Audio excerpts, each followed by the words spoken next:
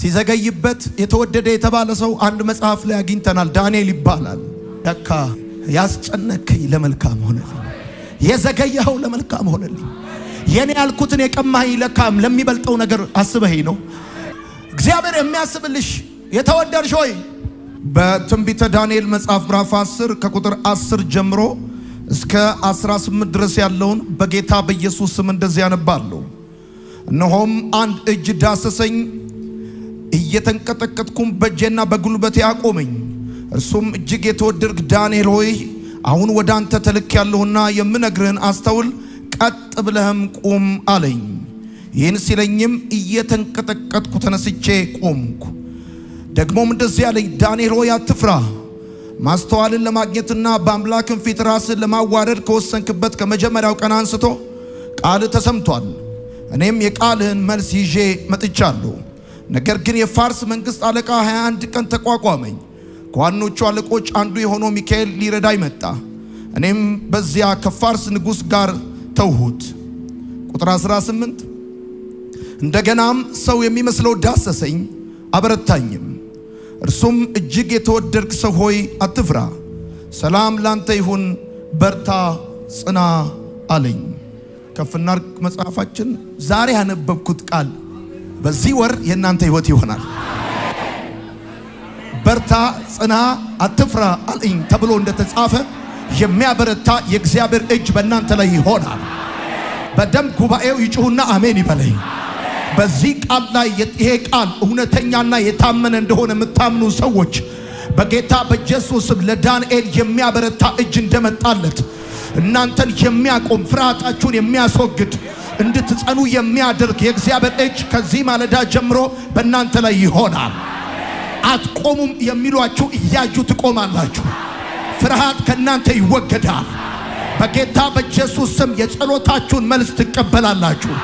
አሜን። ከፍ አድርጉ እጆቻችሁን። እኔ የምለውን ከኔ ጋር በሉ። እግዚአብሔር ሆይ አመሰግናለሁ፣ ቃልህን እወደዋለሁ፣ ካንተም እማራለሁ። የበዛ ሰላም፣ የማይወሰድ ደስታ፣ የድል ሕይወት ዛሬም ነገም ለዘላለም አለኝ። አሜን። ዛሬ በኢትዮጵያ አዲስ ኪዳን ካህናት ቤተክርስቲያን በእሁድ ማለዳ የምንካፈለው የእግዚአብሔር ቃል ሐሳብ መዘግየት ሲያጋጥመን የሚል ይሆናል። የምትጽፉ ሰዎች መዘግየት ሲያጋጥመን ብላችሁ ርዕስ ጻፉ።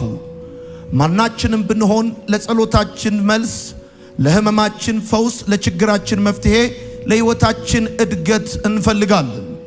እያንዳንዱ ሰው መንፈሳዊም ይሁን ዓለማዊ ሰው የትኛውንም ሰው ብትጠይቁት በህይወቱ አንድም ይሁን ሁለት የሚያውቀውም ይሁን የማያውቀው ምክንያቱን በውል የተረዳውም ይሁን ያልተረዳው ጥያቄ ብዙ ሰው አለበት። የአንዳንዶቻችን ጥያቄ ፋይናንስ ነው፣ የሌሎቻችን የትዳር ነው፣ የሌሎቹ አገልግሎት ነው፣ ሌላው የግንኙነት ነው። የደከሙ ፍሬ ማጣት፣ የለፉ ውጤት ማጣት እና የመሳሰሉ ችግሮች በህይወታችን ይከሰታሉ። ሁላችንም የትኛውም ሰው ጾታ ሳይለይ፣ የትምህርት ደረጃ ሳይለይ ግን ሁሉም ሰው የጸሎቱ መልስ ይፈልጋል።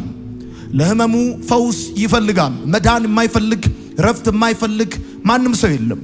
ለችግሩ ደግሞ መፍትሄ ይፈልጋል። ወዳጆቼ ችግር የሌለበት ሰው አለ ብዬ አላምንም። የችግራችን አይነት ጥልቀቱ፣ ምክንያቱ ሊለያይ ይችላል እንጂ አንዳችን ጋር የሌለ ችግር ሌላችን ጋር ሊኖር ይችላል። ሁሉም ሰው ለችግሩ መፍትሄ ይፈልጋል። ዛሬ በተረጋጋ መንፈስ በደንብ የእግዚአብሔርን ድምፅ እንድትሰሙ እፈልጋለሁ እና እንደዚሁም ደግሞ ለህይወቱ እድገት የማይፈልግ ሰው የለም። ዘመን በተቆጠረ ጊዜ በተቆጠረ እድሜ በተቆጠረ ቁጥር እያንዳንዱ ሰው መድረስ የሚፈልግበት መጨበጥ የሚፈልገው ስኬት አሉ። በህይወቱ እድገት ይፈልጋል። ነገር ግን በብዙዎቻችን ህይወት ደግሞ መዘግየት ያጋጥማል። ወዳጆቼ ይሄ መዘግየት የሚባለው ጉዳይ በጣም የሚያበሳጭ፣ ግራ የሚያጋባ፣ ተስፋ የሚያስቆርጥ ነገር ነው። ደግሞ በብዙዎቻችን ህይወት ያለ ጉዳይ ቢኖር በተለይ ኢትዮጵያኖችና ኤርትራኖችን የሚያመሳስለን ነገር መዘግየት የሚባለው ጉዳይ ነው። ለጸሎታችን መልስ እንፈልጋለን። ይሄው እየጸለይን አመታት ተቆጥሯል። እንደዚሁም ደግሞ አንዳንዶቻችን ምክንያቱ በማይታወቅ ሐኪም መልስ ነው ወይም ይሄ ነው መድኃኒቱ ሊለን በማይችል ህመም ውስጥ ያለን እንደዚሁም በትዳራችን ለዓመታት እንቆቅልሽና ጥያቄ ውስጥ ያለን ሰዎች እንኖራለን። ነገር ግን በመዘግየት ውስጥ ደግሞ የምናልፍ ሰዎች፣ መልስ የዘገየብን፣ መፍትሄ የዘገየብን፣ ለጉዳዩ የምንፈልገውን መድኃኒት ሳናገኝ የቆየን ብዙ ሰዎች አለን እና በራሱ ችግሩ እንዳለ ሆኖ ጥያቄው እንዳለ ሆኖ መዘግየት የሚባለው ጉዳይ በራሱ በጣም በሚገርማችሁ ሁኔታ በጣም የሚያበሳጭ ነገር ነው። በተለይ መዘግየት የሚባለውን ነገር ሚስት ያላችሁ ባሎች በደንብ ታውቁታላችሁ ብዬ አስባለሁ። ከቤት ለመውጣት ተነጋግራችሁ ልትወጡ ስትሉ ለምን ሚስቶቻችሁ ወደ ኋላ እንደሚቀሩ እግዚአብሔር ነው የሚያውቀው። መዘግየት እንደሚያበሳጭ ነይ ውጪ እየተባለ ከውጭ የሚጠብቀው ሰው በጣም ብዙ ነው። ታውቃላችሁ፣ ይሄ የብዙ ባሎች ጉዳይ ነው። በተለይ ሚስቶች ጸጉር ቤት ከሄዱ አይመለሱ። መዘግየት የሚባለው ነገር ያበሳጫል። በተለይ የሆነ ነገር ጠብቀህ ፈልገህ በጣም ፈልገው፣ በተለይ ደግሞ በጣም ፈልገው ክሪቲካል በሆነ ሁኔታ ፈልገው። ይሄ አሁን ያልኳችሁ ነገር እንደው ዝም ብሎ ፈገግ እንድትሉ ነው እንጂ አንዳንዱ ጉዳይ የምትፈልጉት ክሪቲካል በሆነ ጉዳይ ነው። በቃ የመኖርና ያለመኖር ጉዳይ፣ የህይወትና የሞት ጉዳይ በሆነ ጉዳይ ላይ እግዚአብሔር ጣልቃ እንዲገባ የምትፈልጉበት ጊዜ ብዙ ነው። ወይም ደግሞ መልስ የምትፈልጉበት፣ መፍትሄ የምትፈልጉበት፣ እግዚአብሔር አምላክ አድርጎ እንዲያሳያችሁ የምትፈልጉበት ጊዜ በጣም ብዙ ነው እና የጠበቃችሁት ነገር ሲቀር ህይወታችሁ እንደምትፈልጉት አላድግ ሲላችሁ፣ ፍሬ ስታጡ፣ ወይንም ደግሞ ይገርማችኋል እግዚአብሔር አምላክ እናንተን እያለፈ ለብዙ ሰዎች ፈውስና መድኃኒት ሲሰጥ፣ እናንተ ግን በሆነ ነገር ስትቸገሩ ስታዩ በጣም የሚያበሳጭ ደግሞ ግራ የሚያጋባ ጉዳይ ነው። አንዳንዶቻችሁ የዘገየባችሁ ጉዳይ ላይ በጣም ትጉ ናችሁ፣ በጣም ለፋተኛ ናችሁ። በብዙ ልፋት በእግዚአብሔር ፊት በብዙ ጸሎት፣ በብዙ ብርታት፣ በጾም በጸሎት የምታሳልፉ ሰዎች አላችሁ እና ነገሩ ከመሆን ይልቅ ሲዘገይ፣ ዓመት ሲቆጠር፣ ዘመን ሲቆጠር፣ ይኸው ሚሊኒየም ከገባ እንኳን 18 ዓመት መጣ በኢትዮጵያ።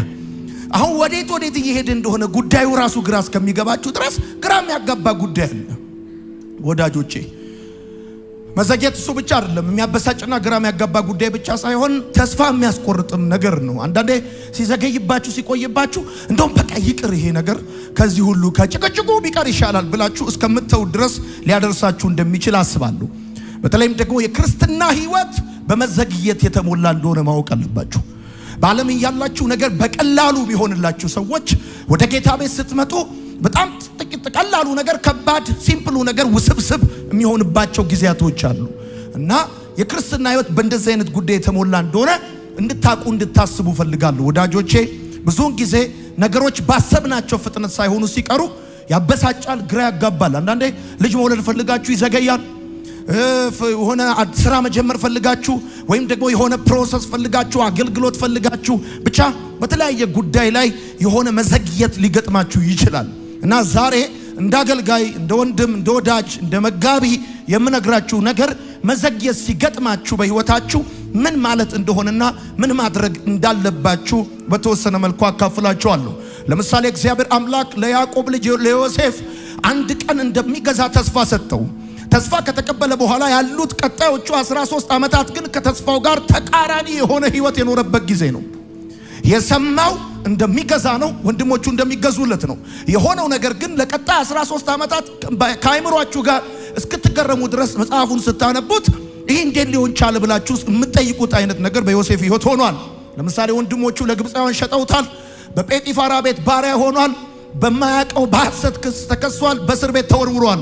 የሰማውና እግዚአብሔር አደርጋለሁ ያለውና በቀጣዮቹ 13 ዓመታት ውስጥ በዮሴፍ ህይወት ውስጥ የሆነው ነገር የሚገርም ነው። የሀገሬ ልጆች ከዮሴፍ እንድትማሩ የምፈልገው አንድ መሰረታዊ ጉዳይ አለ። እሱም ዮሴፍ የሚያስገርመው ኳሊቲው ምንድነው ካላችሁ፣ ሁኔታው አመለካከቱን እንዲቀርጽለት አልፈቀደለትም። የዮሴፍ አስገራሚው ጉዳይ ተሽጧል፣ ትገዛለህ ተብሎ ተሽጧል። በሰው ቤት በባርነት ገብቷል። እንደዚሁም በሐሰት ክስ ተከሷል። እሱ በእስር ቤት በወህኒ ቤት ተጥሏል። የሚያልፍበት ሁኔታ ግን የሱን ማይንድ እንዲቀርጽ አስተሳሰቡን እንዲወስንለት አልፈቀደም። ጉልበቱን እንዲቀማው፣ ህልሙን እንዲቀማው አልፈቀደም። ብዙ ሰዎች ነገር ሲዘገይባቸው በሆነ ሁኔታው ሲገቡ ያ ሁኔታቸው አመለካከታቸው ዲተርማይን እንዲያደርግ ይፈቅዱለታል። አስተሳሰባቸው ቋንቋቸው የሚቀዳው ከተነሱበት የትንቢት ቃላቸው ሳይሆን ከሚያልፉበት ሁኔታ ይሆናል። ከእግዚአብሔር ጋር የሚተላለፉት በዚህ ምክንያት ነው። በዋነኛነት በየትኛውም ሁኔታ ውስጥ ልትገቡ ትችላላችሁ። በመተው፣ በመጠላት፣ በመገፋት፣ በማጣት፣ በመውደቅ፣ በከፍታና በዝቅታ ሁኔታ ውስጥ ልታልፉ ትችላላችሁ። እንደ ክርስቲያን ህልም እንዳለው ሰው መጠንቀቅ ያለባችሁ የናንተን አስተሳሰብ፣ የናንተን አነጋገር፣ የናንተን የህይወት እርምጃ የሚወስነው ሁኔታው መሆን የለበትም። ከዮሴፍ የምትማሩት እሱን ነው። እግዚአብሔር በመጨረሻ ዮሴፍን ባረከው። መባረክ ብቻ አይደለም፣ ለበረከት አረገ። አንዳንዶቻችሁ እንደ ዮሴፍ 13 ዓመታቶችን በመዘግየት ውስጥ እያሳለፋችሁ ሊሆን ይችላል። አንዳንዶቻችሁ ከ13 ዓመት በላይ ሁለትም ይሁን 3 የምትጠብቋቸው ነገሮች ሊኖሩ ይችላሉ። በነገራችን ላይ ትዕግስት ማለት ዝም ማለት አይደለም። ትዕግስት ማለት አቅመ ቢስነት አይደለም። ትዕግስት ማለት መጠበቅ ማለት አይደለም። ትዕግስት ማለት በመጠበቅ ውስጥ የሚገለጥ መልካም ባህሪ ማለት ነው። በመልካም ጸባይ መጠበቅ ማለት ነው። ትዕግስት ማለት እያጉረመረሙ መጠበቅ ማለት አይደለም። እያኮረፉ መጠበቅ ማለት አይደለም። ትዕግስት ማለት ስትቀበሉ እንደምትደሰቱት ስትጠብቁ መደሰት ማለት ነው። አንዳንድ ሰዎች ሲቀበሉ እንደ ሰንባቦ ሳይዘላሉ ያሸበሽባሉ። ከፊት እነሱ ናቸው፣ ያስጨንቃሉ፣ ወንበሩን ይሰብራሉ፣ ፕሮግራም መሪውን ያስጅብቃ መውጫ መግቢያ ያሳጠዋል። ልክ ግን ሲጠብቁ ፊታቸው ይረዝማል። ዶንኪ ፌስ ነው የሚሆነው። ያኮርፋሉ፣ ሩቅ ይቀመጣሉ። በቃ ያስታውቅባቸዋል ነገር እንደተያዘባቸው እንደቆየባቸው ምናምን። ስለዚህ መረዳት ያለባችሁ ነገር ምንድነው? በሆነ የምትጠብቁት በተለይ እግዚአብሔር አደርግላችኋለሁ ብሎ የነገራችሁን ነገር ሳይሆን ሲቀር እድገት፣ ፈውስ፣ ለጸሎታችሁ መልስ፣ እንደዚህ አይነት ነገሮች ስትጠብቁ መጠበቅ ብቻ አይደለም የሚያዋጣችሁ፣ በመልካም ባህሪ መጠበቅ ነው። እየሰመሩ መጠበቅ ነው። ለዚህ ነው ብዙ ጊዜ እናገራለሁ። አብርሃም በግ ይዞ መስዋዕት ይዞ ይመጣል፣ እግዚአብሔር ባዶ እጁን ይመጣል። እና አብርሃም አያቋርጥም። ለሚገለጥለት ለእግዚአብሔር መስዋዕት ያቀርባል። እግዚአብሔር ይመጣል፣ አብርሃም ይሰዋል። እግዚአብሔር ይመጣል፣ አብርሃም ይሰዋል። እግዚአብሔር ሲመጣ ልጅ ይዞ አይመጣም። አብርሃም ሲመጣ ግን በግ ይዞ ይመጣል። አብርሃም የሚሰዋው ለሚመጣለት እግዚአብሔር እንጂ ለሚያመጣለት ልጅ አይደለም።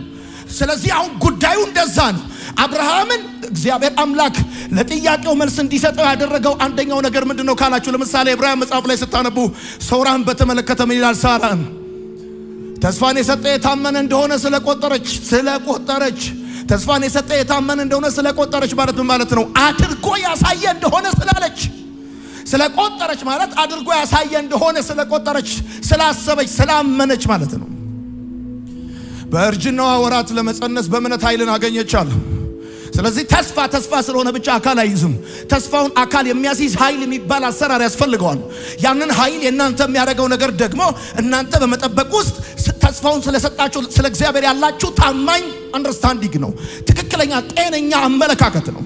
ተስፋውን ከተቀበላችሁ በኋላ በተስፋውና በተስፋው ፍጻሜ መካከል ባለው የእድሜ ዓመታቶች መካከል ተስፋውን ስለሰጣችሁ አምላክ የተዛባ አስተሳሰብ ካላችሁ ያ ተስፋ ሳይፈጸም ነገር ይራዘምባችኋል፣ ይቆይባችኋል። ስለዚህ የተስፋው ፍጻሜ እንዲፈጥንላችሁ ከፈለጋችሁ ማድረግ ያለባችሁ ነገር ምንድነው? እናንተ ተስፋውን ስለሰጣችሁ ስለ እግዚአብሔር ጤነኛ አመለካከት መያዝ። ማለትም ኢዮብ ከሌላው ሁሉ መከራ ካየ ሰው የሚለየው ከገባበት ሁኔታ ሲወጣ ከመግባቱ በፊት ስለ እግዚአብሔር የነበረውን አመለካከት ሳያስነካ መውጣቱ ነው። ኢዮብ ከዛም በፊት ስለ እግዚአብሔር የነበረው ከዛም በኋላ ስለ እግዚአብሔር የነበረው አመለካከት የሚገርም ነው። የማይመረመረውን ታላላቅ ነገር የማይቆጠረውን ታምራት ያደርጋል ሲል ኢዮብ የሚገርም ሰው ነው። የሚቆጠር ነገር እጁ ላይ ኖሮ አይደለም የማይቆጠረውን ያለው። ምንም የሚቆጠር ነገር በሌለበት የማይቆጠር አለ። የማይመረመረውን ታላላቅ ነገር ያለው ሰውነቱን በገል እያከከ ነው። እንዲህ አይነት አመለካከትና ስለ እግዚአብሔር አቋም ጽናት በሕይወታችሁ ሲኖር ልዩነት ያመጣል። ምላችሁ ፈልጌ ነው። ለጸሎታችሁ መልስ፣ ለችግራችሁ መፍትሄ፣ ለህመማችሁ ፈውስ ትፈልጋላችሁ። ነገር ግን ደግሞ መዘግየት በሕይወታችሁ ሊያጋጥማችሁ ይችላል። ከዮሴፍ ሕይወት በዋነኛነት የምትማሩት ነገር ምንድነው ሲባል ሁኔታው አመለካከቱን እንዲወስንለት አልፈቀደለትም። ተስፋውን ህልሙን እንዲቀማው አልፈቀደለትም። ወዳጆቼ የምትጽፉ ሰዎች በብዙ ምክንያቶች መዘግየት ሊያጋጥማችሁ ይችላል። የምትጽፉ ሰዎች በብዙ ምክንያቶች መዘግየት ሊያጋጥማችሁ ይችላል። ከነዚህ ምክንያቶች መካከል ግን ሶስቱ ዋና ናቸው። ዛሬ በዚህ ማለዳ ማካፈላችሁ መነግራችሁ ከብዙ የመዘግየት ምክንያት በሰው ሕይወት ውስጥ መዘግየት የሚፈጠርባቸው ብዙ ምክንያቶች አሉ። እኔ እንኳን አሁን ምንም መገለጥ በማያስፈልገው ሁኔታ አንድም ሁለትም ሶስትም ብቻ ሳይሆን ብዙ ከመቶ በላይ ሰዎች እዚህ ውስጥ አስነስቼ አንዳንዶቻችሁ በትዳር፣ ሌሎቻችሁ በስራ፣ ሌሎቻችሁ በተለያየ በጤና በልጅ በምናምን መዘግየት የገጠማችሁ ሰዎች እንዳላችሁ አውቃለሁ። እና እንደ መጋቢ መነግራችሁ ነገር ቢኖር አካሄዳችሁና እርምጃችሁን የሚያጸና ከእግዚአብሔር ጋር ያላችሁ ነገር የሚያስማማ ቃል ስለሆነ ብዙ ምክንያቶች ለመዘግየት ቢኖሩም ከነዚህ መካከል ግን ሶስት ዋና ዋና ምክንያቶች እንዳሉ አስባለሁ። የመጀመሪያው የምትጽፉ ሰዎች አጋንንት ነው። አጋንንት በሕይወታችን መዘግየት እንዲፈጠር ሊያደርግ ይችላል። እንዲዘገይ ነገሮቻችን እግዚአብሔር እንዲሆንልን ያሰበው ነገር እንዳይሆንልን ሊያዘገይ ይችላል። አሁን ያነበብኩላችሁ የትንቢተ ዳንኤል መጽሐፍ ምዕራፍ 10 ከቁጥር 10 ጀምሮ ስታነቡ ዳሰሰኝ፣ ከዛስ እየተንቀጠቀጥኩ ቆምኩኝ። ከዛስ የመልአኩ ሲናገር እንደዚህ ያለው ደግሞም እንደዚህ ያለኝ ዳንኤል አትፍራ፣ ማስተዋልን ለማግኘትና በአምላክ ፊት ራስን ለማዋረድ ካሰብክበት ከመጀመሪያው ቀን አንስቶ ቃል ተሰምቷል፣ ጸሎት ተሰምቷል። ራስን በእግዚአብሔር ፊት ለማዋረድ ከወሰንክበት ቀን ጀምሮ፣ ለጌታ ራስን ለማስገዛት ከወሰንክበት ቀን ጀምሮ ማስተዋልን ለማግኘትና ለአምላክም ራስን ለማዋረድ ከወሰንክበት ቀን ጀምሮ ጸሎት ተሰምቷል። ልክ የዛን ቀን ልክ ስትንበረከክ፣ ልክ ስትጸልይ፣ መቼ ራስን ለእግዚአብሔር ለማስገዛት ወስነ የተንበረከክ ቀን፣ የጸለይክ ቀን ጸሎት ተሰምቷል። ከዛስ እኔም የቃልን መልስ ይዤ መጥቻለሁ።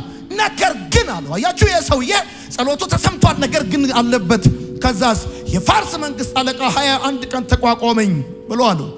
እንዳልመጣ ያዘገየኝ የፋርስ መንግስት አለቃ ነው። አየሩ ላይ ያለ የመናፍስት ዓለም መዋቅር አለ። አርኮን ታስኩሪዮስና ኮስሞክራቶስ የሚባል እና ይሄ የመናፍስት ዓለም መዋቅር መልስን ይዤ እንዳልመጣ አዘገየኝ አለ። ስለዚህ መዘግየትን በሰው ሕይወት ውስጥ አጋንንት ሊፈጥረው እንደሚችል ማሰብ በጣም ተገቢ ነው። እግዚአብሔር ያሰበልንን እንዳይሆንልን ሰይጣን ይፈልጋል። የዳንኤልን ጸሎት ያዘገየው አጋንንት ነው። ወዳጆቼ ይሄ መዘግየት ግን ጊዜያዊ መዘግየት ነው። ጻፉ። አጋንንት በእናንተ ሕይወት የሚያደርገው መዘግየት ጊዜያዊ ነው፣ ዘላቂነት የለውም። የተወሰነ ቀን ሊገዳደራችሁ ይችላል፣ ግን ነገራችሁን እንደያዘ አይቀርም። ይለቃል፣ ይተፋል።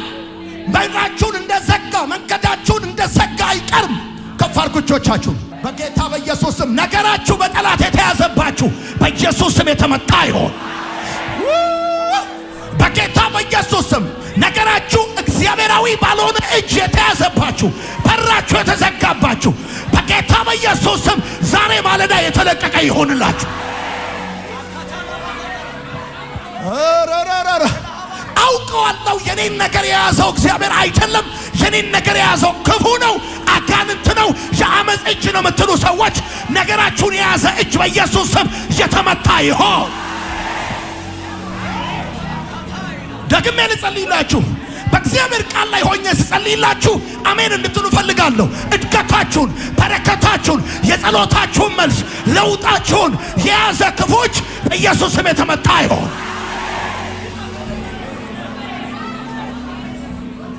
ልቀቅ!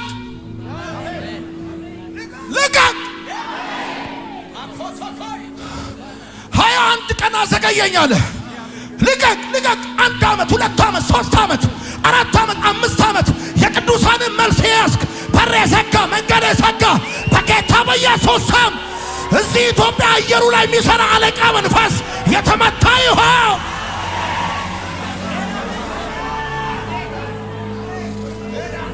ይሄንን ጸሎት ከኔ ጋር የሚጸልየው የጸልየው ጸሎት ያለው ሰው ብቻ ነው። ዳንኤል አለው ራስን ለእግዚአብሔር ለማስገዛት የወሰንክበት ቀን፣ የዛ ቀን የተንበረከክ ቀን፣ አንተ የዛን ቀን ማስተዋል ለማግኘት ራስን ለእግዚአብሔር ለማስገዛት የጸለይክ የዛ ቀን ጸሎት ተሰምቷል አለ። ነገራችሁን ያዘገየ ክፉዎች በኢየሱስ ስም የተመታ ይሁን። በኢየሱስ ስም የተመታ ይሁን።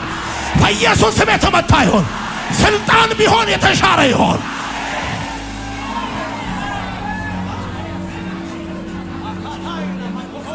እሑድ መምጣት ያለብህ ትንቢታዊ መልእክት አለኝ ብለህ አምነህ ነው። ይሰማል ወይ? አሁን እየጸለይን ያለነው እንደዚህ ነው። ድምፅን በድምፅ በሚሽር አምላክ፣ ትእዛዝን በትእዛዝ በሚሽር አምላክ ፈውሳችሁን ያዘገየ እጅ በኢየሱስ ስም ይመታ። እድገታችሁን ያዘገየ እጅ በኢየሱስ ስም ይመታ። ሳቃችሁን ያዘገየ እጅ በኢየሱስ ስም ይመታ። በጌታ በኢየሱስ ስም ጸለይኩኝ። ነገራችሁን ያሰረ እጅ ዛሬ ይለቃል። በኢየሱስ ስም ይለቃል። በኢየሱስ ስም ይለቃል። እንደዚህ ባርካቸዋለሁ። እንደውም እነ ማርቆስ ቤት እነ ማርያም ቤት የጸሎታቸው መልስ ጴጥሮስ በሩን እንዳንኳኳ በዚህ ዓመት የዘመናት የጸሎታችሁ መልስ በራችሁን ያንኳኳል። በጌታ በኢየሱስ ስም እናንተ ቤት በአድራሻ ይመጣል። አሜን። ይኸውልሽ እዚህ ቤት ያላችሁ ሴቶች በአብዛኛው በጸሎት አትታሙም።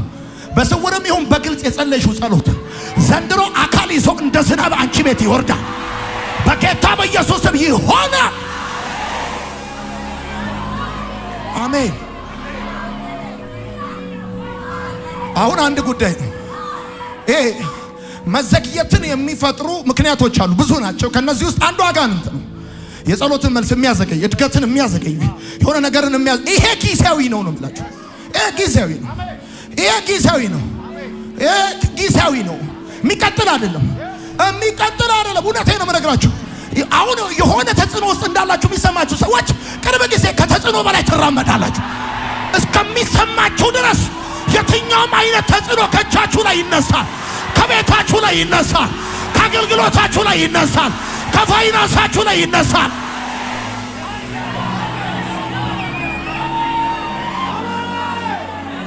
እግዚአብሔር እንዲሆንላችሁ የሚያሰበውን ነገር እንዳይሆንላችሁ የሚፈልግ እግዚአብሔር ታድጋላችሁ ሲል ትቀጭጫላችሁ፣ ትደርቃላችሁ የሚል እግዚአብሔር ታገኛላችሁ ሲል ታጣላችሁ የሚል ሟርተኛ አጠገብ ያለ ሩቅ ያለ በስም በአድራሻው የሚሰራ ክፉ መንፈስ የሞራ ገላጭና ድግምት አስማተኛ በኢየሱስ ስም ይመታ።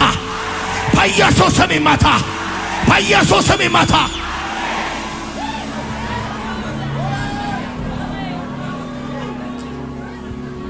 ኢየሱስ ጌታ ነው።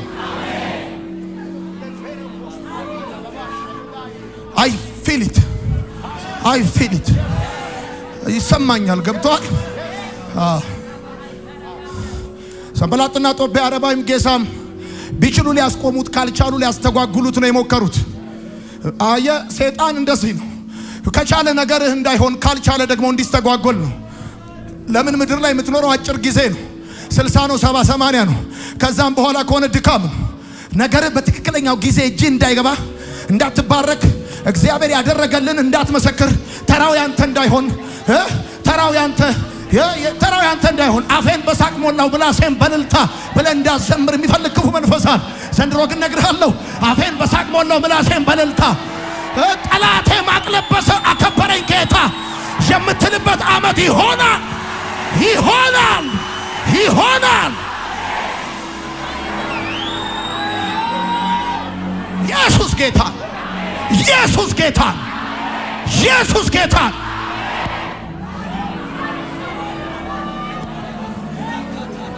አሁን እናንተ ከኔ ጋር እንድትሆኑ የምፈልገው ልክ እዛ እሳት ጭራሮ እንደምትጨምረው እንደምታቀጣጥለው ልክ እንደዛ አይነት ልክ እንደዛ ነው። ገብቶ አሜን ብለህ ማቀጣጠል አለብህ። አሜን ብለህ የሚፈጥን የሰረገላ ድምፅ ይሰማኛል።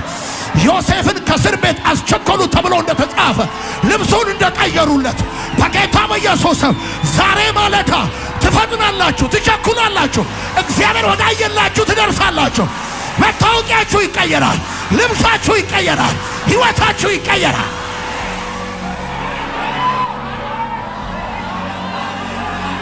አሜን። ሴ አሜን። ዞር በል አንተ ክፉ ሄድ ከአጠገቤ ብሏል። ተመስገን ማርቆስ ዞር በል አንተ ክፉ ሄድ ከአጠገቤ ገለል በል ከአረለ ስራዬን ልስራበት አዎ ጌታ ያስጀመረኝ ቅባት ፈሶብኛል ለተለየ ዓላማ ጌታ ያስጠርቶ ብሏል። ተመስገን ዘምሯል። እንደዛ ጌታ ያስጠርቶ ቅባት ፈሶብ ዞር በል አትተው። በጌታ በኢየሱስ ስም መንገዳችሁ ላይ የቆመ ከዚህ ቀን ጀምሮ እንደ ገለባ ይበተናል። በኢየሱስ ስም ይበተናል። የከበባችሁ ይበተናል። ሃሌሉያ ሃሌሉያ ሃሌሉያ ሃሌሉያ። ዘርጉ እጆቻችሁ። እንደዚህ በጠላት የተያዘ ተነጥቆ እጃችሁ ይገባል። በምንም ምክንያት የተወሰደባችሁ ተመልሶ እናንተ እጅ ይገባል።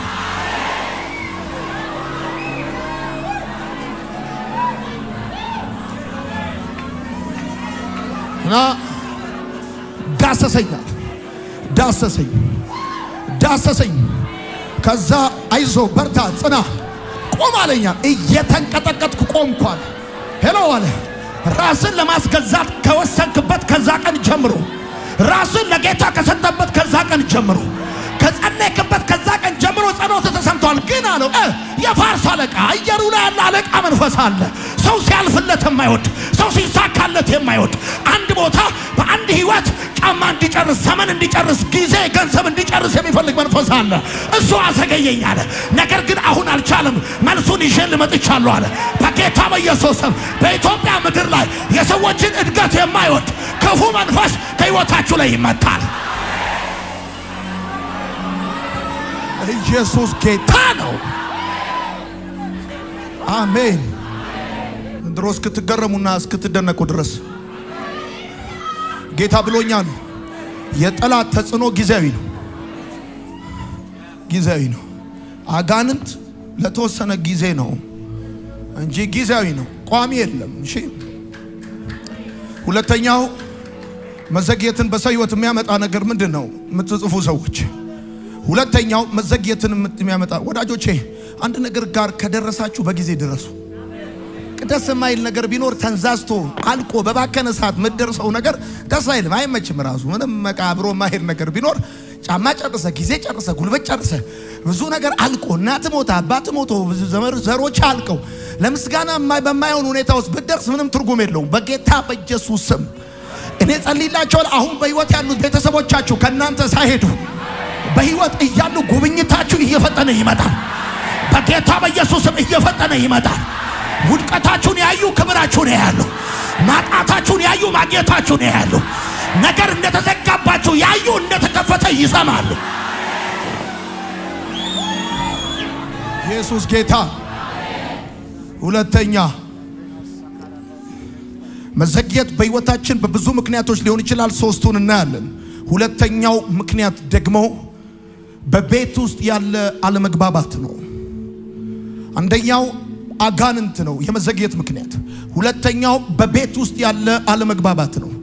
ብዙውን ጊዜ የጸሎትን መልስ የሚያዘገየው በቤት ውስጥ ያለ አለመግባባት ነው። በቤተሰብ ውስጥ ያለ አለመግባባት ነው። በትዳር ውስጥ ያለ አለመግባባት ነው። በውስጥ ያለ ጉዳይ ነው።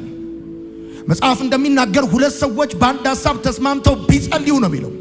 አለቅ በአንድ ሐሳብ ተስማምተው ቢጸልዩ። አየህ፣ ረጅም ሰዓት ቢጸልዩ ብቻ አይደለም። ባልና ሚስቶች ቢጾሙ ቢጸልዩ ብቻ አይደለም። አስ ኤ ፋሚሊ የምትኖሩበት እናንተ የምትገቡበት ጣራ በታች ዩኒቲ ያስፈልጋል። እግዚአብሔር ጸሎትን እንዲሰማ በቃ ይነቀል ከሆነ ተስማምታችሁ መንቀል ነው። ይተከል ከሆነ ተስማምታችሁ መትከል ነው። እንከሰዋለን፣ እንሸጠዋለን፣ እናረገዋለን፣ እናገለግላለን ከሆነ ያለ ልዩነት በአንድ አቋም። ብዙ ጊዜ የጸሎትን መልስ የሚያዘገየው በቤተሰብ ውስጥ ያለ አለመግባባት ነው። ሚስት ተቀመጥ ትላለች፣ እሱ ወጣለሁ ይላል። እሷ ለስራ ትላለች፣ እሱ ቁጭ በይ ይላል። ገብቷል? አይስማሙም፣ አይግባቡም። በተሳካልኝ ጉዳዮች ሁሉ ውስጥ በእርግጠኝነት 100% የዶይ ቀኝ አለበት። መጽሐፍ በአንደኛ ጴጥሮስ መልእክት ምዕራፍ 3 ቁጥር 7 ሲናገር እንደዚህ ይላል፣ ባሎች ሆይ እናንተም ደግሞ ጸሎታችሁ እንዳይደናቀፍ በኑሯችሁ ሁሉ ለሚስቶቻችሁ አስቡላቸው። ለሚስቶቻችሁ ጸሎታችሁ እንዳይደናቀፍ ባሎች ያለ እናንተ ደግሞ ጸሎታችሁ እንዳይደናቀፍ ለሚስቶቻችሁ አስቡላቸው። አንዱ ጸሎትን የሚያደናቀፍ መልስን የሚያዘገይ ነገር ቢኖር በቤት ውስጥ ያለ አለመግባባት ነገር ያለው። አንተ ልቀቅ ትላለህ፣ እሷ ተንበርክካ ጓዳ ገብታ እንዳለቀው ትላለች፣ አንተ ላይ ትጸልይባለች። አንተ ባንክ ሄደ ልቀቅልኝ ብድሩን ትላለህ፣ እሷ ጓዳ ገብታ ጌታ ሆይ እንዳለቀው ትላለች። በቃ እግዚአብሔር ደግሞ ኮቨነንት ያከብራል፣ ኪዳን ያከብራል። አይገባም እስክትስማሙ ሆልድ ያደርገዋል ጉዳዩ። አቤት። እና አንዱ መዘግየትን የሚያመጣ ጉዳይ እሱ ነው። ሶስተኛውና የምንቆይበት ሐሳብ ነው ይሄኛው ሐሳብ። ሶስተኛውና የምንቆይበት ሐሳብ ነው። ሶስተኛው መዘግየትን በህይወታችን የሚያመጣ ነገር ቢኖር መለኮታዊ እቅድ ነው። መዘግየት የእግዚአብሔር እቅድ አካል እንደሆነ መረዳት በጣም ተገቢ ነው። ምናልባት የቆየባችሁ ነገር ካለ ይሄ የዘገየባችሁ ነገር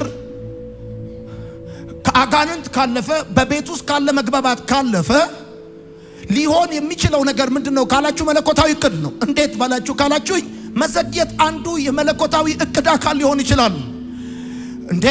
መዘግየት የመለኮታዊ እቅድ አካል እንዴት ሊሆን ይችላል ብላችሁም መረዳት ሊቸግራችሁ ይችላል፣ ላይገባችሁ ይችላል፣ ወይም መቀበል ሊከብዳችሁ ይችላል፣ መቋቋም ሊከብዳችሁ ይችላል። ነገር ግን መለኮታዊ መዘግየት ማብራሪያ ሳይሰጥ ሊመጣም ሊሆንባችሁም ይችላል። እግዚአብሔር አምላክ አብርሃም ቤት ልጅ እንደሚሰጠው ነገረው። 25 ዓመት ጠበቀው። እነ ኤልሳቤጥ ጋር እነ ሐና ጋር በብዙ ሰዎች ህይወት መዘግየቶች ተፈጥረዋል። መጽሐፍ ቅዱስን ስታነቡ በአንዳንዶቻችን ብቻ ሳይሆን በብዙዎቻችን ህይወት መዘግየት የመለኮታዊ እቅድ አካል እንደሆነ መረዳት በጣም ተገቢ ነው። ጸልየናል፣ ጸሎታችን ተሰምቷል።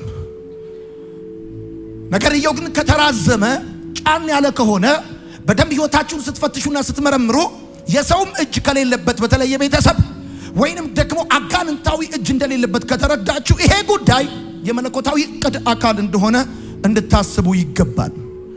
እንዴት ነው መዘግየት የመለኮታዊ እቅድ አካል ሊሆን የሚችለው የምትጽፉ ሰዎች? ለምንድን ነው እግዚአብሔር አምላክ መዘግየትን የእቅዱ አካል የሚያደርገው? ለምሳሌ እግዚአብሔር አምላክ በእኛ ህይወት ላይ ክብርን፣ መብዛትን፣ ፍሬያማነትን፣ ለውጥን፣ እድገትን አስቦልናል፣ አቅዶልናል።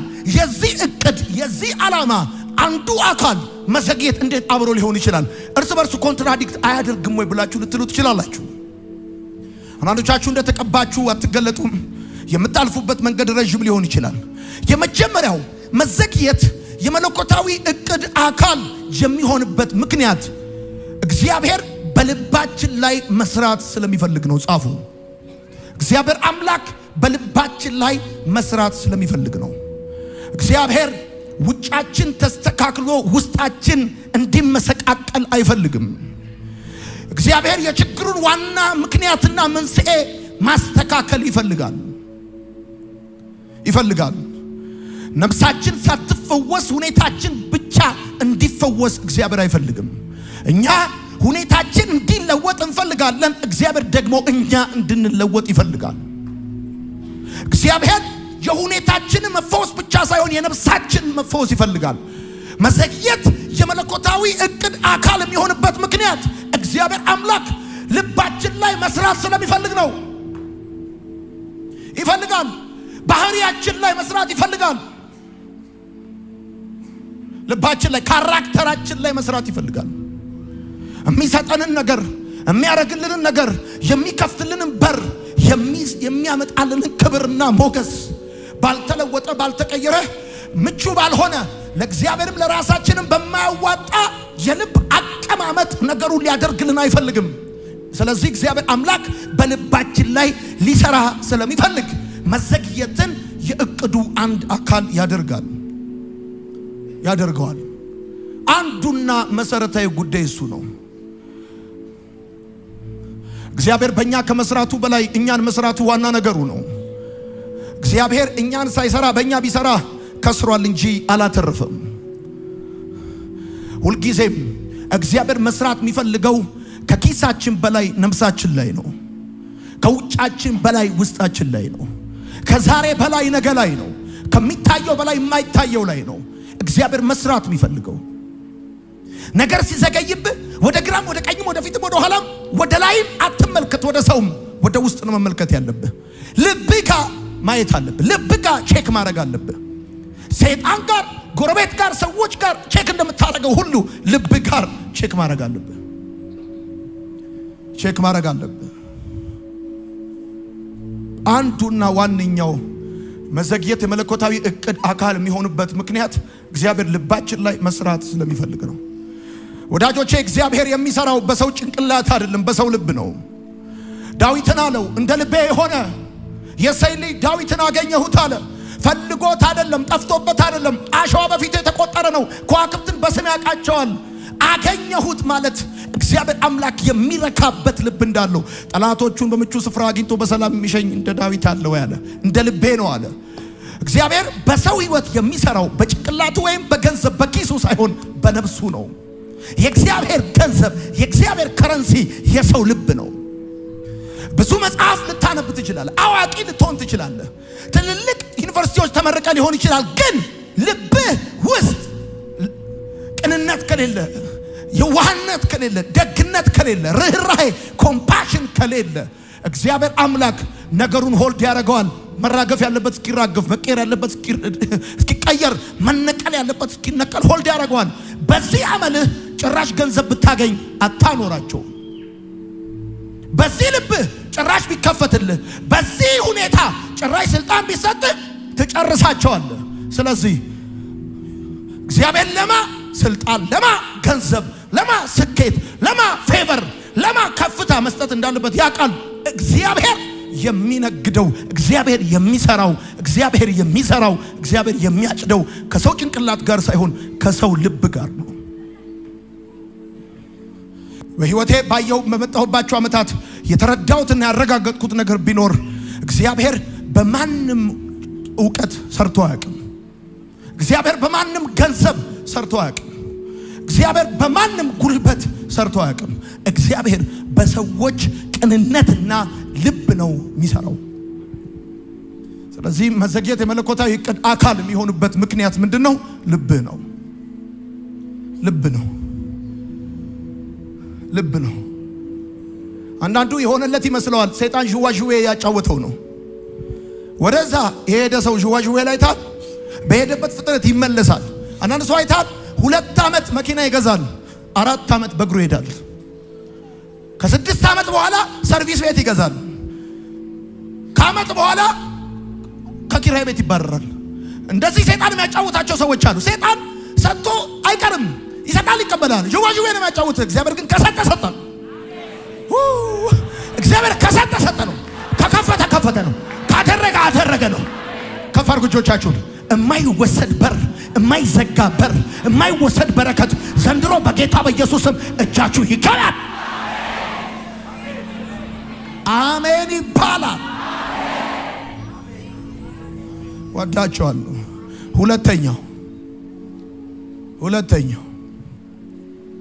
እግዚአብሔር ለምንድን ነው የሚዘገየው? መዘግየት የመለኮታዊ እቅድ አካል የሚሆነው ለምንድን ነው? ሁለተኛው ዓላማውን መፈጸም ስለሚፈልግ ነው። የመጀመሪያው በልብክ ላይ መስራት ስለሚፈልግ ነው። ሁለተኛው ዓላማውን መፈጸም ስለሚፈልግ ነው። ዓላማውን መፈጸም ስለሚፈልግ ነው። ወደዚህ ምድር የመጣ ነው በልተን ጠጥተን ልብስ ለብሰን ገብተን ወጥተን እንድንጨርስ አይደለም። እግዚአብሔር በእኛ ህይወት ሊሰራ የሚፈልገው ፕሮግራም አለው። 60 70 80 ዓመት እንኑር፣ እግዚአብሔር አምላክ በእኛ ህይወት አኮምፕሊሽ ማድረግ የሚፈልገው ዓላማ አለው። ያንን ዓላማውን መፈጸም ይፈልጋል። ስማኝ፣ የሚሰጥህ ሊሰጥህ ብቻ አይደለም፣ እንድትሸከመው ብቻ አይደለም፣ እንድትፈጽምለት የሚፈልገው ጉዳይ አለው። የሚከፍትልህ አንተ እንድትሰራው የሚፈልገው ነገር ስላለው ነው። አቅም የሚሰጥህ ሁኔታዎች እንዲሳካል፣ ለጸሎት መልስ፣ ለጉዳዮች ሁሉ የተቃና ነገር እንዲሆንልህ እግዚአብሔር የሚፈልግበት ዋነኛው ምክንያት ባንተ ማግኘት ውስጥ፣ ባንተ ስኬት ውስጥ፣ ባንተ ነገር መቃናት ውስጥ እግዚአብሔር ሊያደርግ ሊሰራ የሚፈልገው ፕሮግራም እቅድ ስላለው ነው። ለምሳሌ ኢየሱስ ባለበት ቦታ ሆኖ አልዓዛርን ሊፈውሰው ይችል ነበር። ካልሆነም ደግሞ በ48 ሰዓት ውስጥ በጊዜ ደርሶ ሊፈውሰው ይችል ነበር። ነገር ግን ይሄን አላደረገም። ለብዙዎች ቃሉን ልኮ ፈውሷል። አቤት ሄዶ ፈውሷል። ጌታ ኢየሱስ ክርስቶስ በ48 ሰዓት ጊዜ ውስጥ አልዓዛር ሳይሞት በአካል ሄዶ ሊፈውሰው ይችል ነበር። እሱ ብቻ አይደለም፣ ካስፈለገም እዛው ባለበት ሆኖ እንዲድን ሊናገር ይችላል፣ ሊፈውሰው ይችላል። ደግሞ አልዓዛር ወዳጁ ነው እንዳትረሳ። ግን ይሄን አላደረገም። ወዳጆቼ በጣም የሚገርማችሁን ሚስጥር ልንገራችሁ። ምናልባትም የዛሬው መልእክታችሁ ዋና ሐሳብ እዚህ ጋር ሊሆን ይችላል። የአይሁድ ለመጀመሪያ ጊዜ ከዳር እስከ ዳር ያንቀሳቀሳቸው የአልዓዛር ትንሣኤ ነው። ፎር ዘ ፈርስት ታይም ከአልዓዛር በፊት ጌታ ፈውሷል፣ ታምራት አድርጓል፣ ብዙ ነገር ሰርቷል። ነገር ግን እንደ ሀገር እንደ ህዝብ የአይሁድን መሪዎች ከጫፍ እስከ ጫፍ ያነቃነቃቸው የአልዓዛር ትንሣኤ ነው ያንቀሳቀሳቸው። ከዚህ በፊት እንደዚህ ተንቀሳቅሰው አያውቁም። ለመጀመሪያ ጊዜ የካህናት አለቆች ጌታ ካገኘው መወደድ የተነሳ ሊገሉት የተስማሙት በዚህ ጊዜ ነው፣ አልዓዛር በተነሳ ጊዜ። ወዳጆቼ የጌታን መገደል ባይስማሙ ኖረው በሚቀጥለው ፋሲካ የሚገደል እግዚአብሔር በግ አይኖርም ነበር። ኢየሱስ በመለኮታዊ ሰሌዳ መሞት ካለበት የጠላቶቹን እጅ የሚያስገድድ ትንሣኤ ለማድረግ ነው የዘገየው። ዮሐንስ ወንጌልን ስታነቡት ለመጀመሪያ ጊዜ ካህናት አለቆች ተሰብስበው ኢየሱስን ለመግደል የተስማሙት ከአልዓዛር መነሳት በኋላ ነው ጌታ የዘገየው። ከዚህ በፊት ሕያዋኖችን ፈውሷል፣ ሊገሉት ግን አልተስማሙም። አሁን እንደዚህ ነው። ኢየሱስ በመለኮታዊ ሰሌዳ መሞት ካለበት የጠላቶቹን እጅ የሚያስገድድ ትንሣኤ ለማድረግ ነው ጌታ የዘገየው። ለምን? አይሁዶቹ አንድ ነገር ያውቃሉ። ሰው 30 ቀን ያለ ምግብ መቆየት እንደሚችል፣ ሰው 3 ቀን ያለ ውሃ፣ 3 ደቂቃ ያለ አየር መቆየት እንደሚችል ያውቃሉ። 4 ቀን ግን መቃብር ውስጥ ገብቶ ሰው እንደማይቆይ ያውቃሉ። ጌታ ከሰማይ የመጣው ፊልም ሊሰራ አይደለም፣ የአብን እቅድ ሊፈጽም ነው። የአብን እቅድ መፈጸም ካለበት ደግሞ ይሄን እቅድ የሚያስፈጽሙ እጆች፣ የጠላት ክንዶች መንቀሳቀስ አለባቸው። ይሄንን የጠላቶቹን እጅ የሚያስገድድ ተአምራት ለማድረግ የመረጠው ወዳጁን ነው። ወዳጁን አንዳንድ ጊዜ እግዚአብሔር አምላክ መዘግየትን የመለኮታዊ እቅዱ አካል የሚያደርገው ኖረ ብቻ እንዳታልፍ፣ በልተ ብቻ እንዳታልፍ፣ ጠጥተ ብቻ እንዳታልፍ፣ ክፉ እጆች በአንተ ላይ እንዲከፉ እንዲነሱ የሚያደርገው እግዚአብሔር አምላክ በዚህ ሲዝን ሊሰራ የሚፈልገው ነገር ካለ በዛ ሰሌዳ በዛ መለኮታዊ ካላንደር ነገር እንዲሆን ከፈለገ እግዚአብሔር መዘግየትን የመለኮታዊ እቅዱ አካል ያደርገዋል። ዮሐንስ ወንጌል መጽሐፍ ምዕራፍ 11 እንደዚህ ይላል። ኢየሱስ ይህን ካለ በኋላ በታላቅ ድምፅ አልዓዛር ናውጣ ብሎ ተጣራ። የሞተውም ሰው እጅና እግሩ በቀጭን ስስ ጨርቅ እንደተጠቀለለ ፊቱን በሻሽ እንደተጠመጠመ ወጣ። አንብበው ቃሉን ወጣ። ኢየሱስም መግነዙን ፍቱትና ይሂድ አላቸው። ስለዚህ ወደ ማርያም ከመጡት ኢየሱስ ያደረገውን ካዩት አይሁዶች ብዙዎች በእርሱ አመኑ። አንዳንዶቹ ግን ሄደው ኢየሱስ ያደረገውን ለፈሪሳውያን ተናገሩ። ከዚያም የካህናት አለቆችና ፈሪሳውያን የአይሁድን ሸንጎ ስብሰባ ጠሩ። አሁን በሚመጣው ፋሲካ የሚታረድ የእግዚአብሔር በግ ያስፈልጋል። ይሄ የሚመጣው ፋሲካ የመለኮት አፖይንትመንት ነው። ይሄ ፋሲካ አይታለፍም። ይሄ ከፊት ያለው ፋሲካ ሰማይና ምድር ይታረቃል። የጥል ግድግዳ ይፈርሳል። ሄሎ መጋረጃው ይቀደዳል። ለዚህ ሸንጎን የሚሰበስብ ታምራት ያስፈልጋል። የጠላቶቻቸውን እጅ የሚያበረታ ታምራት ያስፈልጋል። ኢየሱስ ላይ በጭካኔ የሚነሳ ያስፈልጋል። ስለዚህ ከዚህ በፊት ሕያዋንን ፈውሷል፣ ሸንጎ አልተሰበሰበም። አሁን ግን ሊቋቋሙት የማይችሉት በወዳጁ በአልዓዛር ይሸታል በተባለ አፍንጫ በተያዘበት አክትቦለታል የተባለውን እኮ ጠራው፣ ቀሰቀስ። ብዙዎች አመኑ፣ የሆነው ነገር ሰሙ፣ ስብሰባ ጠሩ። እነርሱም እንደዚህ ያሉ፣ ይህ ሰው ብዙ ታምራዊ ምልክቶችን እያደረገ ስለሆነ ምን ብናደርግ ይሻላል? እንዲሁ ብንተወው ሰው ሁሉ በእርሱ ያምናል።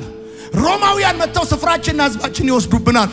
ከዛስ ከመካከላቸውም አንዱ በዚህ ዓመት ሊቀ ካህናት የነበረው ቀያፋ ሊቀ ካህኑ ነው የዓመቱን የመስዋዕት በግ የሚወስነው። የሰማኝ ሰው ካለ ሊቀ ካህኑ የዓመቱን የፋሲካ ፕሮግራም የሚመራው ሊቀ ካህኑ ነው የሚለውን ተመልከት። ቀያፋ እንዲህ ሲል ተናገረ፣ እናንተ እኮ ምንም አታውቁም እና ህዝቡ ሁሉ ከሚጠፋ ስለ ህዝቡ አንድ ሰው ቢሞት የሚሻል መሆኑን አታስተውሉ? ሊቀ ካህኑ ማለት የስርየትን ስርዓት የሚወስነው ህዝቡን ወክሎ በእግዚአብሔር ፊት የሚገባው ሊቀ ካህኑ ህዝቡ ሁሉ ከሚጠፋ አንድ ሰው ቢጠፋ የተሻለ የሚሆን አይመስላችሁ? አታስተውሉ ማለቸው። ከዛስ ይሄን ያለው ከራሱ አልነበረም። ይሄን ያለው ከራሱ አልነበረም፣ ከሰማይ ነው የገባው ሰው። ይሄን ያለው ሰውየው ከራሱ አይደለም። አሁን ጌታ አልዓዛር ጋር የቆየው አልዓዛር ጋር የዘገየው ከረጅም ሺህ ዓመት በፊት የተነገረው የተስፋ ቃል እንዲፈጸም ከፊት ላለው ፋሲካ የመስዋዕት በግ ያስፈልጋል። ይህንን የመስዋዕት በግ የሚወስን ሸንጎ ያስፈልጋል። ሸንጎን የሚሰበስብ ተአምራት ግድ ነው። አሁን ተረበሽ። ከዚህ በፊት ኢየሱስን ለመግደል እንደዚህ ባለ ሁኔታ በሸንጎ አልተሰበሰቡም። ከዛስ ይሄን ያለው ከራሱ አልነበረም። ነገር ግን በዚያች ዓመት ሊቀ ካህናት እንደመሆኑ ኢየሱስ ለአይሁድ ሕዝብ እንዲሞት ትንቢት መናገሩ ነበር። ሊቀ ካህናት እንደመሆኑ በዚህ ዓመት ማን መሞት እንዳለበት የሚወስነው ማን ነበረ? ሊቀ ካህኑ ነው፣ ቀያፋ ነው። ከዛስ ለዚያም ሕዝብ ብቻ ሳይሆን የተበተኑትን የእግዚአብሔር ልጆች በአንድነት ለመሰብሰብ ነው። ሰውየው እንደዚህ የሚለው ከዚያን ቀን ጀምሮም ሊገድሉት አሴሩ። የኢየሱስን የመግደል ጥንስስ ሴራ አንብበው። ከዚያን ቀን በፊት አልነበረም፣ ከዚያን ቀን ጀምሮ ሊገድሉት አሴሩ። ስማ፣ ኢየሱስ ባለበት ሆኖ አሁን በተለይ ወዳጁ ከሆናችሁ በጣም የሚወዳችሁ ከሆነ ከናንተ ጋር የጠበቀ ግንኙነት ካለው ከናንተ ጋር ያለው ፕሮግራም የሚበላ የሚጠጣ ብቻ ሳይሆን የሚነዳ ብቻ ሳይሆን በዘመን ውስጥ እግዚአብሔር አምላክ ለዚህ ምድር ሊያረጋው የሚፈልገው ጉዳይ ካለው እግዚአብሔር አምላክ መርጦ የሚዘገየው ይገርማል የሚወዳቸው ሰዎች ህይወት ውስጥ ነው። ይሄን የሚሆንበት ደግሞ ዋነኛው ምክንያት እነግርሃለሁ። ኢየሱስ ባለበት ቦታ አልዓዛር እንዲፈወስ መናገር ይችል ነበር። within 48 hours በአካል ሄዶ ሊፈውሰው ይችል ነበር። ነገር ግን ኢየሱስ በመለኮታዊ ካላንደር ቀጠሮ ለሚቀጥለው ፋሲካ መገደል ስላለበት የጠላቶቹን እጅ የሚያንቀሳቅስ አንድ ከዚህ በፊት ያልተደረገ ዩኒክ ተአምራት መሆን ነበረበት። so here it is the point። እግዚአብሔር አምላክ በህይወታችሁ የሚዘገየው እናንተን የማሰቃየት በእናንተ ህይወት ላይ የመቀለድ ፕሮግራም ኖሮት አይደለም። ዓላማውን የመፈጸም ተላይ ወዮ አባት አረጋለሁ ያለ ቀን አሚን ያልክ ቀን ነገር እንደተበላሸው ቁጣወቅ እናት አረጋለሁ አባት አረጋለሁ ለብዙ ትውልድ ድረስ አሜን ምናምን ብለህ አሁን ቢሆን ኖሮ እኔ አሜን አልልም። ሰራባለሁ ገለጥባለሁ የሆነ ነገር አርግባለሁ ብሎ ሲል አሁን ቢሆን እኔ አሜን አልልም።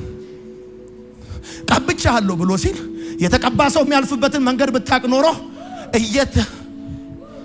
እየተደማመጠን ትል ነበር።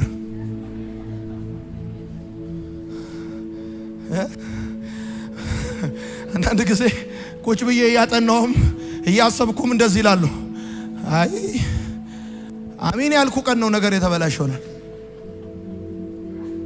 አንተ ብቻ አገር የምታበላ አረጋለሁ ይላል። ከዛ አንተስ አሜን ብለህ አገር የሚያበላ ሰው የሚያልፍበትን መንገድ አታውቅም።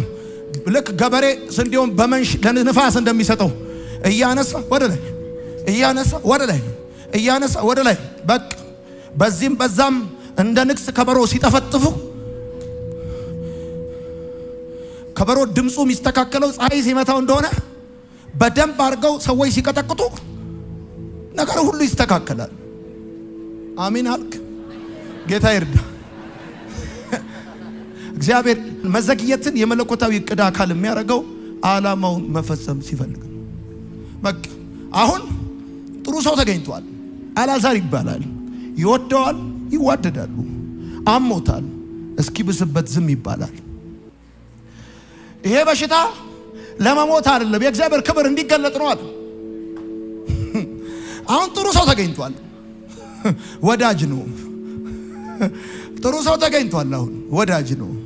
እሱ ላይ ነገር ይዘገያል። ትዝ ይልሃል የጴጥሮስ በሆነው ታንኳ ውስጥ ቁጭ ብሎ የሌሎቹ ሰዎች ሁሉ ጥያቄ ከመለሰ በኋላ ሲጨርስ ወደ ጴጥሮስ ዞር አለ የሚለው። ባንተ ጊዜ፣ ባንተ ቤት፣ ባንተ ኢኮኖሚ፣ ባንተ ህይወት የሌሎች ሰዎችን ነገር እየጨረሰ ያንተን ጉዳይ ሊያዘገየው ሊያቆየው ይችላል። ይሄ ማለት ካንተ ጋር ያለው ፕሮግራም የሚበላ አይደለም፣ የሚጠጣ አይደለም፣ የሚኖር ተጽፎ የሚያልፍ ለጀነሬሽን የሚተላለፍ እንደዛ ነው ማለት ነው መዘግየት መከልከል አይደለም። እግዚአብሔር ጋር ዓላማውን ለመፈጸም ሲፈልግ ነው። ሶስተኛ እግዚአብሔር አምላክ መዘግየትን የመለኮታዊ ዕቅድ አካል የሚያደርገው እምነትን ለመጨመር ነው። 3 መዘግየትን በህይወት የሚያመጡ ዋና ዋና ምክንያቶች አሉ። አንደኛው አጋንንት ነው፣ የሱ ጊዜያዊ ነው። ሁለተኛው በቤት ያለ ለመግባባት ነው። ሶስተኛው መለኮታዊ ዕቅድ ነው። መዘግየት ሲገጥም ማወቅ ያለብህ ነገሮች አሉ። ፋራ ስለሆንክ ስለማታቅ ስለማትችል ብቻ አይደለም። እውነቴን ነው የምነግርህ። አንዳንድ ሰው በጌታ ከመሆኑ በፊት ከተማውን በጠቅላላ ያስማማ ነበርኩ። ልክ በጌታ ስትሆን የዋየውከው ፕሮግራም አንተ ላይ ዳውንሎድ እንደተደረገ ስለገባ ነው እንጂ ስለማታቅ አይደለም። እና መዘግየት የመለኮታዊ ዕቅድ አካል ነው ሲባል ላይተረዳ ትችላለህ። መቀበል ሊከብድ ይችላል፣ መቋቋም ሊከብድ ይችላል። ግን መዘግየት ወደ አንተ ህይወትን የመለኮታዊ ዕቅድ አካል ሲያደርገው ማብራሪያ ሳይነግርህ ሊመጣብም ሊያረግብም ይችላል። በዚህ ምክንያት ነው እንዲህ ማረገው ሳይልህ ማለት ነው። እና ሶስተኛው እምነትን ለመጨመር ነው ወዳጆቼ። በእምነት ለማደግ ብቸኛው መንገድ በአስቸጋሪ ሁኔታ ውስጥ ማለፍ ነው። እግዚአብሔር ብቸኛው ተስፋ እንዲሆን ይፈልጋል። እግዚአብሔርና ቤተሰቦች፣ እግዚአብሔርና ዘርህ፣ እግዚአብሔርና ፋይናንስ፣ እግዚአብሔርና ትምህርት፣ እግዚአብሔርና የምታውቃቸው ሰዎች የሆኑ ባለስልጣኖች ሳይሆን ተስፋ እንዲሆኑ የሚፈልገው እግዚአብሔር ብቸኛ ተስፋ እንዲሆን ይፈልጋል። እና ነገር ሲዘገይብን ደግሞ ታውቃለህ፣ ያው ሰው ካለ ላጥ ነው፣ ከሌለ ቀጥ ነው። ነገር ሲስተካከልና አልጋ ባልጋ ሲሆን ለኪስ ሲሞላ አጃቢው ብዙ ነው። የሆነ ቦታ ላይ ነገሮች ሲያዙብህ ተስፋ ያደረካቸው ሰዎች በጠቅላላ እንደ እምቧይ ካብ ይናዳሉ። የዛን ጊዜ አሁንስ ተስፋዬ ማን? እግዚአብሔር አይደለምን ትላለህ። እግዚአብሔር እሱ ብቸኛ ተስፋው እንድታረገው ይፈልጋል። በእምነት የማደጋው ብቸኛ መንገድ አስቸጋሪ ሁኔታ ነው።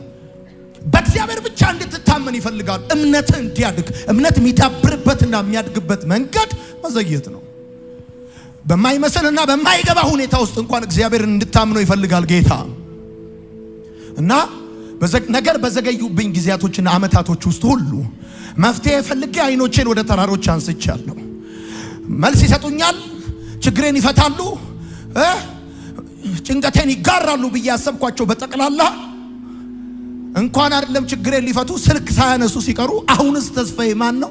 እግዚአብሔር አይደለምን ብለህ የሚለውን ጥቅስ በረጅሙ በትልቁ አጽፈ ግድግዳ ላይ መኪና ላይ ተወስድና እንደ እግዚአብሔር ያለ ማንም የለም። አቤት አይ ሰው ብለህ ነጥብ ምን ልፈልጌ ነው? መዘግየት የመለኮታዊ ዕቅድ አካል የሚሆነው ታውቃለህ። ደግሞ በደንብ አድርገህ ስማ። ዳዊት እንደዚህ አይኖቼን አለ ወደ ተራሮች አነሳዋል። ረዳቴ ከወዴት ይምጣል? ረዳቴ ሰማይና ምድርን ከሰራ ከእግዚአብሔር ዘንድ ነው አለ እንጂ እግዚአብሔር ነው አላለም። የሚረዳህ ሰውዬ ከእግዚአብሔር ዘንድ ነው። ሰውየው ረዳት ከእግዚአብሔር ብር ያለው አይደለም። ያንተ ረዳት ስልጣን ያለው አይደለም። ውለታ ያረክለት አይደለም። የሚያቀሰው አይደለም። አብሮ አደገ አበልጅ አይደለም። ሰው ስልጣን ስላለው አይረዳህም። ያንተ ዘር ያንተ ቤተሰብ ውለታ ስላረክለት አይረዳህም። ሰውየው አንተን ለመርዳት ከእግዚአብሔር ዘንድ መሆን አለበት። የሚያቀሰው አይደለም መሆን ያለበት። ይገባል? የዛን ጊዜ አይኖቼን ወደ ተራሮች አነሳው ማለት በዛን ዘመን ኪሊማንጃሮ ራስ ዳሽንን አየሁት ማለት አይደለም። በወቅቱ ስልጣንና አቅም አላቸው ይረዱኛል ብዬ የማስባቸውን ሰዎች ኤክስፔክት አድርጌ ነበር። ግን አለ እነዚህ ሰዎች ስልጣን ስላላቸው አይረዱኝም። በነገራችን ላይ እኔ ሰዎች መቀየም ያቆምኩት ይሄ ቃል የገባኝ ቀን ነው። ሰው እኔን ለመርዳት ብር ስላለው አይረዳኝም። ሰው ስልጣን ስላለው እኔን አያግዘኝም። ሰው ዘመድ ስላለው በፍጹም እኔን ለመርዳት ይገርማል። ሀብታም አይደለም መሆን ያለበት፣ አንተ ራስህ ከአምላኬ ዘንድ መሆን አለበት። በቃ የዛን ጊዜ በቃ ምን ትላለህ? እነሆ አሁንስ ተስፋዬ ማን? እግዚአብሔር አይደለምን ትላለህ። አንድ ሰው ወደ ኢያሪኮ ከኢየሩሳሌም ወደ ኢያሪኮ ሲሄድ ወንበዴዎች እጅ ወደቀ። በሞትና በሕይወት መካከል አድርገው ትተውት ሄዱ። ካህኑ መጣ፣ ትቶት ሄደ። ሰውየው ምን ብሎ ይጽፋል? አሁንስ ተስፋዬ ማን? ካህኑ ትቶኝ ከሄደ። ሌዋዊው መጣ፣ አሁንስ ተስፋዬ ማን ነው? እግዚአብሔር አይደለምን? በዘር በሃይማኖት የማያውቀው ውለታ ያላደረገለት አንድ ሳምራዊ መጣ። ቁስሉ ላይ ዘይት አፈሰሰለት፣ አህያው ላይ አወጣው፣ ገዝታው ሲያዘለት።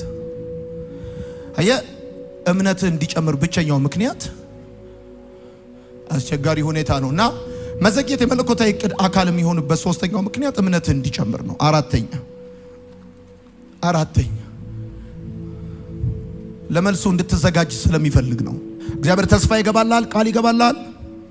ከዛ በኋላ ለመልሱ እንድትዘጋጅ ግን ይፈልጋል። እስራኤላውያንን ከግብፅ እንዳወጣቸው ከነዓን አላስገባቸውም። በረጅሙ መንገድ ነው የመራቸው። ለምን? ሰዎቹ በየትኛውም ጊዜ፣ በየትኛውም ሁኔታ፣ በየትኛውም ቦታ ሀሳብ ሊቀይሩ እንደሚችሉ ያውቃል። ለከነዓን ኮምፓተብል የሆነ ማይንድ ሴት ሳይኖራቸው ከነዓን መግባት የለባቸውም። እግዚአብሔር አረግላለሁ ያለህን ነገር ወዲያው የማያረግልህ ለምንድን ነው? በማንኛውም ጊዜ ሀሳብህን ልትቀይር በጨረታው እንደማትገደል ስለሚያውቅ ነው።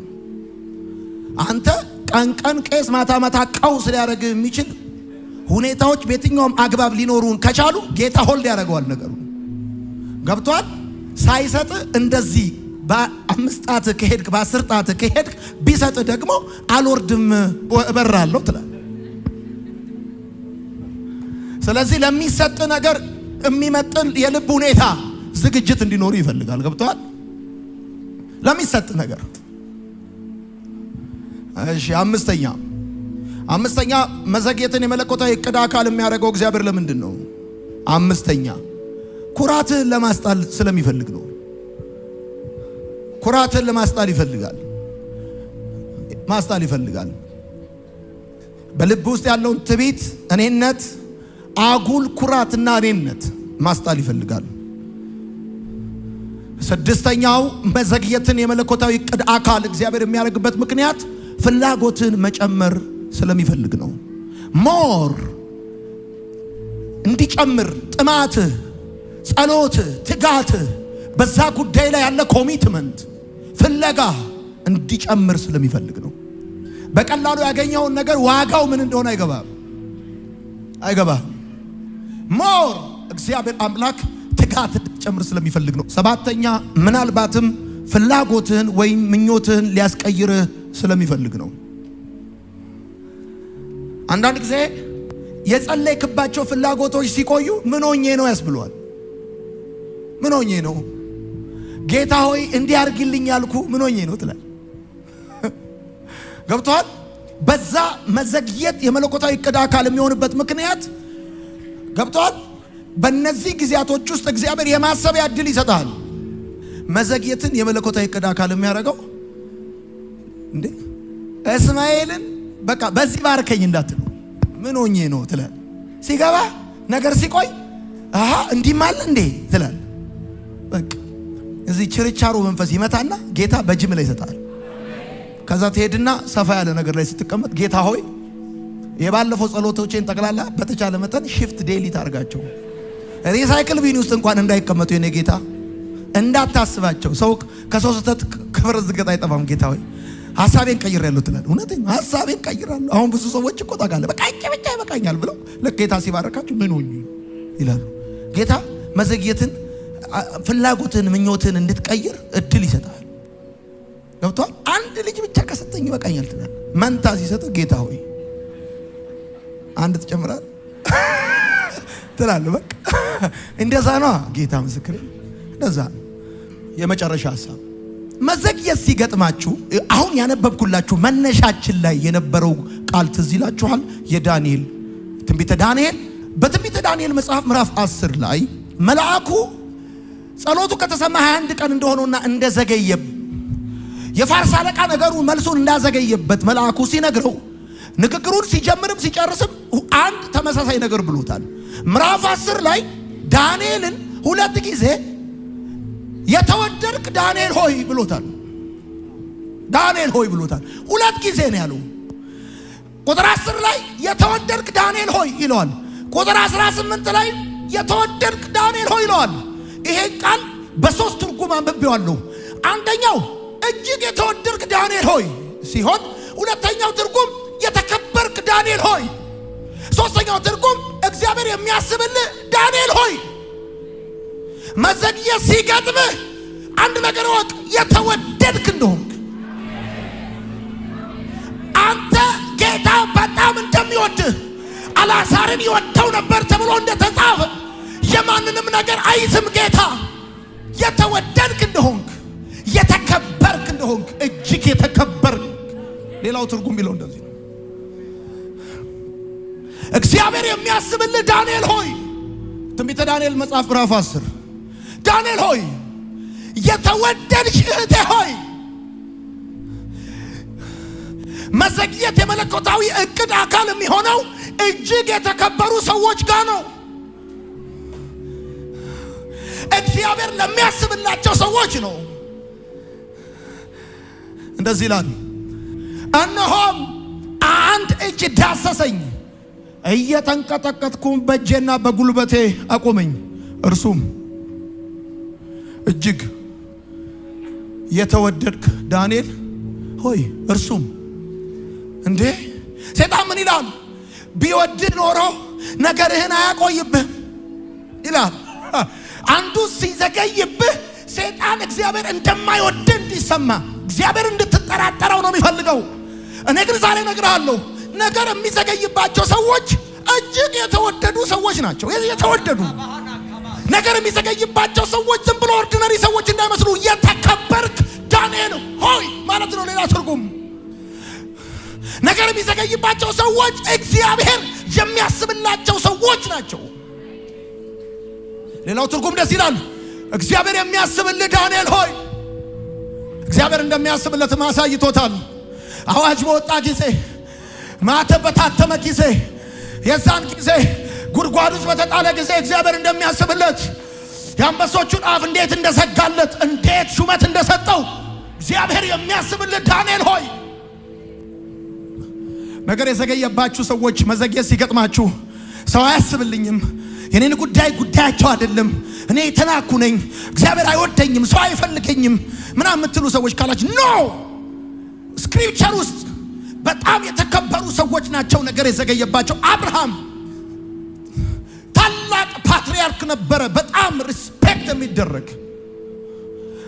ኤልሳቤጥ፣ ሌሎቹንም ሰዎች ብታያቸው የተወደድክ ዳንኤል ሆይ። ከዛስ ቁጥር 18 እንደዚህ ይላል፣ እንደገናም ሰው የሚመስለው ዳሰሰኝ አበረታኝም፣ እጅግ የተወደድክ ዳንኤል ሆይ። እጅግ የተወደድክ ዳንኤል ሆይ። አጠገባችሁ ያለው ሰው ንኩትና የተወደድክ ሆይ በሉት። በደም ንኩትና የተወደድክ ሆይ በሉት። የተከበርክ ሆይ በሉት።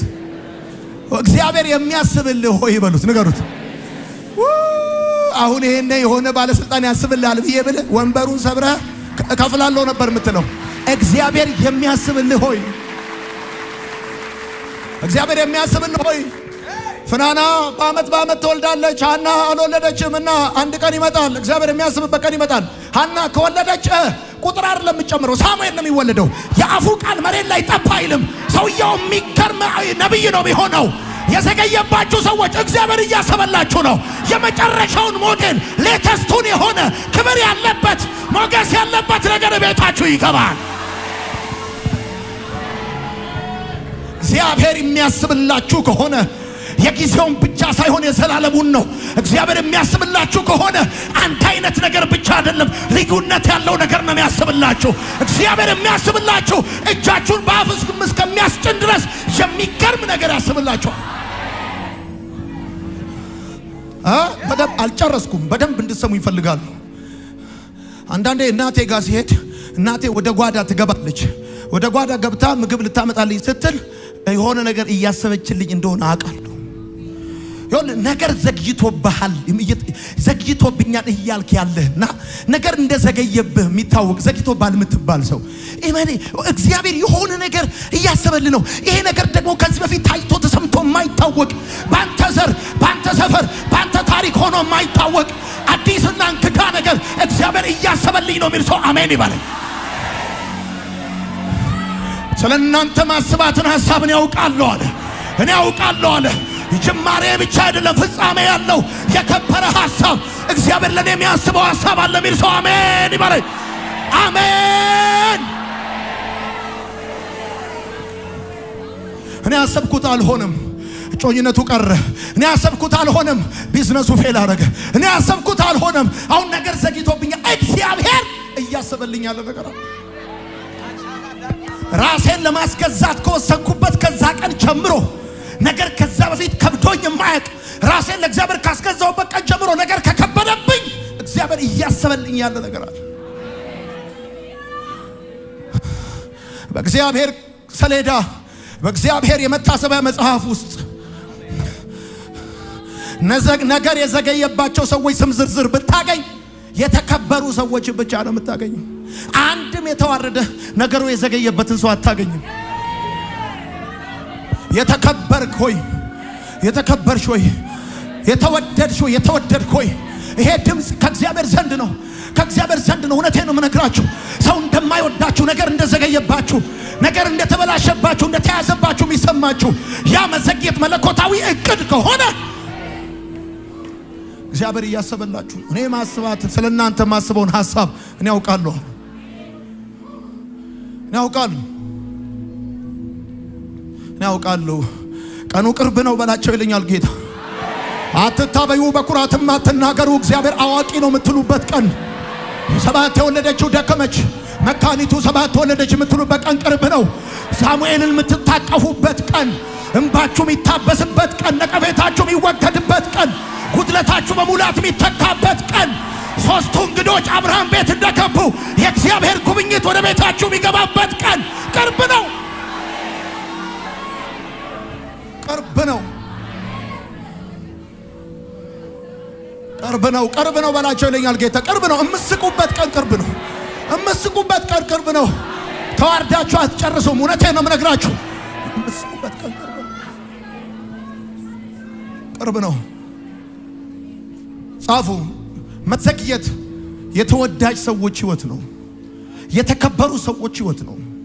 አልዓዛርንም ብታየው ጌታ ይወደው እንደነበር ስታይ ከዳንኤል መጽሐፍ ጋር ስታገናዝበው ይገርማል።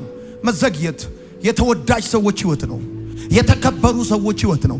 እግዚአብሔር የሚያስብላቸው ሰዎች ህይወት ነው። ምን ያደርግልሃል? ቁጥር ብትሞላ አንድ ግን በቂ ከቁጥር በላይ የሆነ እግዚአብሔር ይሰጣል። እውነቴን ነው የምነግርህ። አፌን በሳቅ ሞላው ምላሴን በልልታ ጠላቴ ማቅ ለበሰ አከበረኝ ጌታ የምትልበት ዓመት 2018 ይባላል። ይሰማል ወይ? እደግመዋለሁ። አፌን በሳቅ ሞላው ምላሴን በልልታ ጠላቴ ማቅ ለበሰ አከበረኝ ጌታ የምትልበት ዓመት 2018 ይባላል። እናንተ ቤት የምስራች ይሰማኛል። እናንተ ቤት መለኮታዊ ጉብኝት ይሰማኛል። እናንተ ቤት እየገሰገሰ እየመጣ ያለ መልአክ ይታየኛል። ዳሰሰኝና አቆመኝ ተብሎ እንደተጻፈ የተወደዳችሁ የተከበራችሁ እግዚአብሔር የሚያስብላችሁ የሚዳስሳችሁና የሚያበረታችሁ እጅ ይመጣላችኋል። ይዳስሳችሁ፣ ያቆማችኋል፣ ያቆማችኋል። የተወዳጅ ሰዎች ህይወት ነው። ማይ ጋድ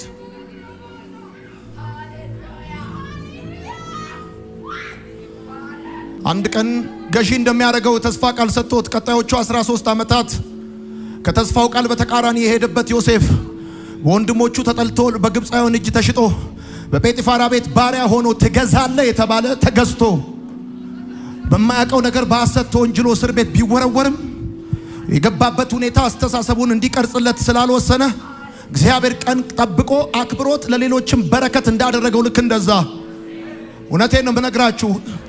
አባቱ የገዛለትን ጌጠኛ ልብስ አውልቀው የእስር ቤት ልብስ ቢያለብሱትም ቀን መጣ የእስር ቤቱን ልብስ አውልቀው ንጉሥ ፊት እንዲቀርብ አስቸኮሉት።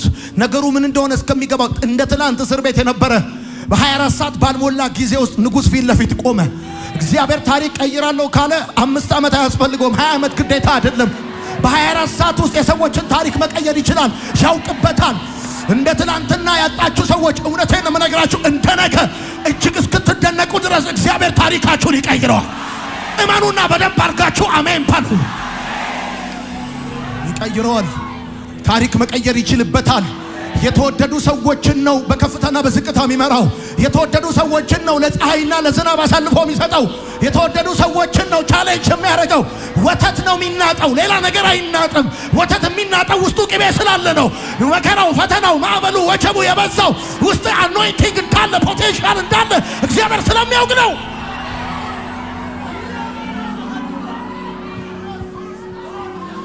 እኔ ከማቃቸው ከወተት ውጪ የሚገፋ ነገር አላውቅም፣ የሚናጥ ነገር አላውቅም።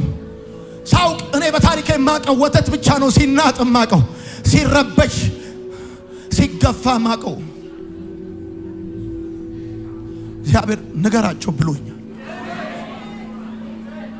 በሌሊት መዝሙርን እንደሚሰጥ እግዚአብሔር በሌሊት ይሄን ቃል እግዚአብሔር ሰጥቶኛል። አይኖቻችሁ የእግዚአብሔር ማዳን ያያሉ።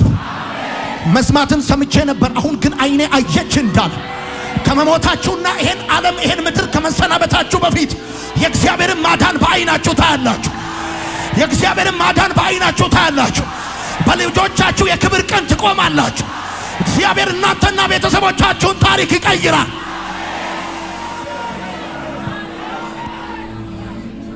አይኖቼ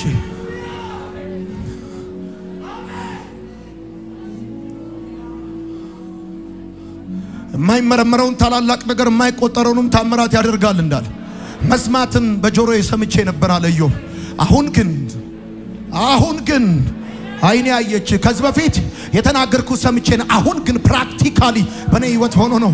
እኔ እንደዚህ ነው። አሁን እኔ እሁድ ትንቢታዊ ቃል እንድትጽናኑ፣ እንድትበረቱ፣ ወደ ነገራችሁ እንድትመጡ፣ እግዚአብሔር ወዳየላችሁ እንድትደርሱ እንደዛ ነው። እኔ ቃል እግዚአብሔር እንዳካፍላችሁ በልቤ ያለው መስማትን ሰምቼ ነበር ያላችሁ ሰዎች ሰው ሲመሰክር የሰማችሁ እናንተ ጋር ግን ህልም የሆነባችሁ፣ ፈውስ ህልም የሆነባችሁ፣ የጸሎት መልስ ህልም የሆነባችሁ፣ መጸለይ እንጂ የጸሎት መልስ የማታውቁ ሰዎች፣ መታመም እንጂ መፈወስ የማታውቁ ሰዎች፣ ችግር እንጂ መፍትሄ አይታችሁ የማታውቁ ሰዎች፣ መገፋት እንጂ መከበር አይታችሁ የማታውቁ ሰዎች፣ እናንተ የተወደዳችሁ ሰዎች፣ እግዚአብሔር እናንተ የተከበራችሁ ሰዎች፣ እግዚአብሔር የሚያስብላችሁ ሰዎች፣ ሰው ቢያስብላችሁ የመዳፉን ያህል ነው። ሰው ቢያስብላችሁ የበላውንና የሁለታውን ያህል ነው።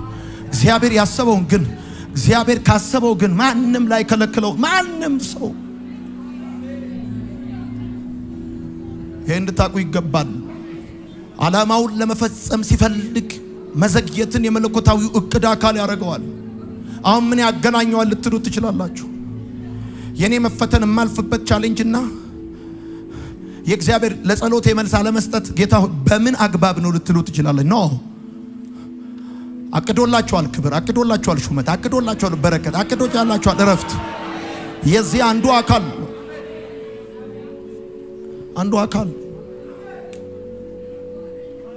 መኪና መንዳት ነዳጅ መስጠት ብቻ አይደለም፣ ፍሬንም መያዝ ነው። መሄድ ብቻ አይደለም፣ መቆምም ነው።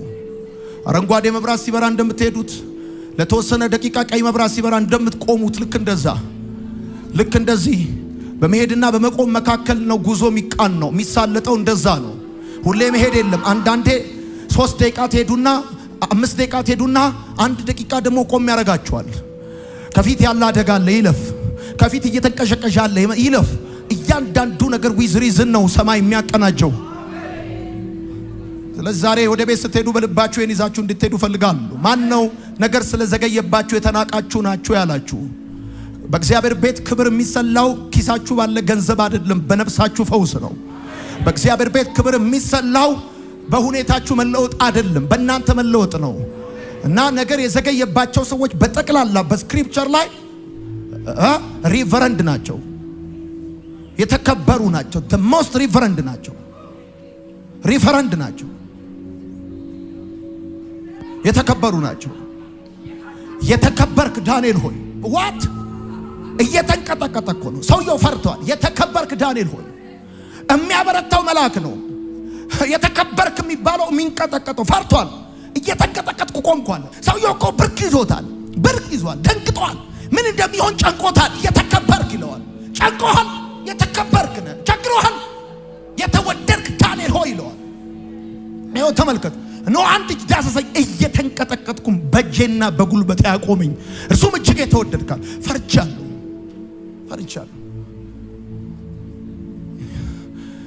አንተ የምታውቀው የተከበሩ የሚያስፈራሩ ነው። መጽሐፍ የሚናገረው ደግሞ የተከበሩ የሚፈሩ ሰዎች ፈርቼ ነበራል። ዳሰሰኛል። የለህም በእግዚአብሔር ቤት የክብር መዝገብ እዛ ቦታ ላይ ብትፈልጋቸው የምታገኛቸው ሰዎች መዘግየት የህይወታቸው መለኮታዊ እቅድ አካል የሆነባቸው ሰዎች ናቸው። ግን አትጠራጠሩ። የሐናም መዝሙር ሳትዘምሩ ይሄን ምድር አትሰናበቱ።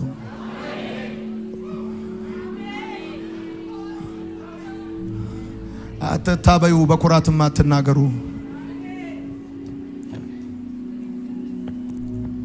ጠላቴ ማቅ ለበሰ አከበረኝ ጌታ ሳትሉ እመኚ። ልጅ ሳትወልጂ ከዘገየሽ እግዚአብሔር እያሰበልሽ ነው። ቅመም የሆነች ልጅ ነው የምትወልጂው። ልጅ ሳትወልድ ከዘገየ ብዙ ቦታ ሞክረህ የሆነ እቤት ያለ ያልተፈወሰ ህመም ያለበት የሆነ ጉዳይ ጥያቄ አለ። እጅን መጽሐፍ የሚወጣው ሚራክል ሂሊንግ በቤት ሀፕን ያደርጋል።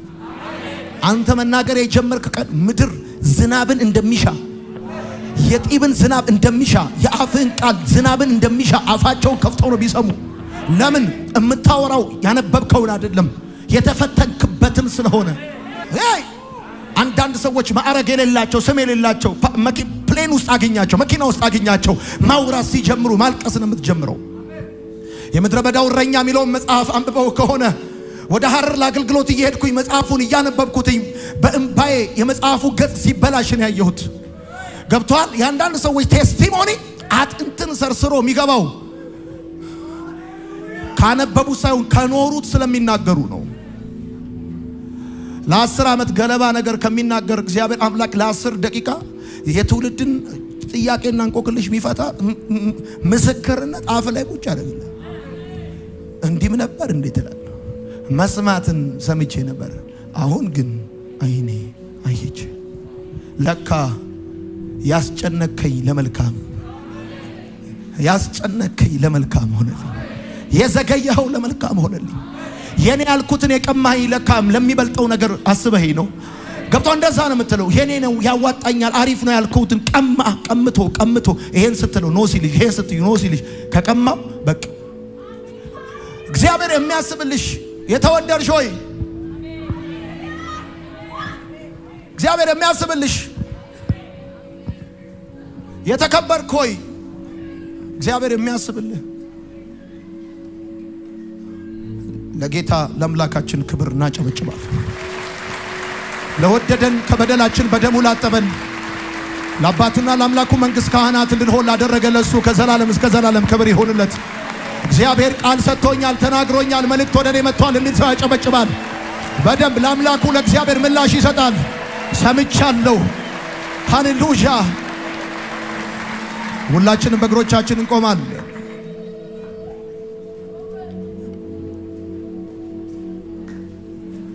እጆቻችሁን ከፍ አድርጉ። እናመሰግናለን። አይኖቻችሁን ጨፍኑና እጆቻችሁን ከፍ አድርጉ። እኔ ስጸልይ እናንተ አሜን በሉ። እናመሰግናለን፣ እንባርካለን። ያስጨነቀኝ ለመልካም ሆነልኝ ተብሎ እንደተጻፈ የዘገየኸው ለመልካም እንደሆነ ለካ የቅድህ አካል እንደሆነ ተወድጃለሁ በፍቅሩ የተወደድክ ሆይ የተወደደ ነገር የዘገየበት ሰው እንዴት ያለ ሰው ነው? መልሱ የዘገየበት ሰው የተወደደ። እኛ የምናውቀው የተወደደ ሰው ነገር ሲፈጥንለት ነው። እኛ የምናውቀው የሰማነው የተወደደ ሰው ቶሎ ሲመለስለት ነው። ሲዘገይበት የተወደደ የተባለ ሰው አንድ መጽሐፍ ላይ አግኝተናል። ዳንኤል ይባላል። ተወድጃለሁ